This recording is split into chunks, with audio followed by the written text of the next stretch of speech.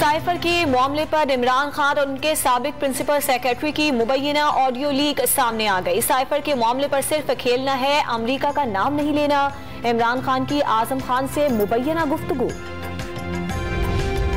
मुबैना audio tape में आजम खान का इमरान खान को शाह महमूद और सेक्रेटरी खारजा से बात करने का मशवरा। शाह महमूद कुरैशी लेटर पढ़कर सुनाए, फिर उसे कॉपी में तब्दील कर दें। आजम खान की इमरान खान को तजवीज़।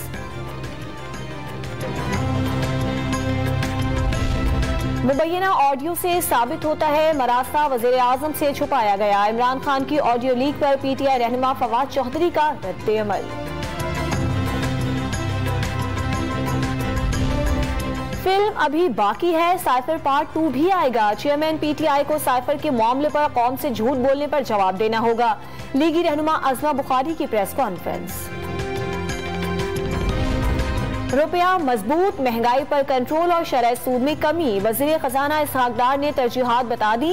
पासपोर्ट मनसूख करने के बायस वतन वापस न आ सका। सियासत को एक तरफ रखकर मुल्क को आगे बढ़ने दें, सहाफियों से गुफ्तगू।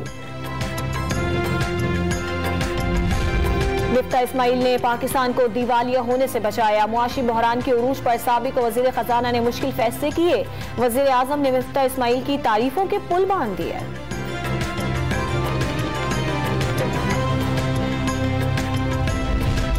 इस्लामाबाद हाईकोर्ट का लॉन्ग मार्च के दौरान वज़ीर आला खैबर पख्तूनख्वा महमूद खान के खिलाफ दर्ज मुकदमात खारिज करने का हुक्म।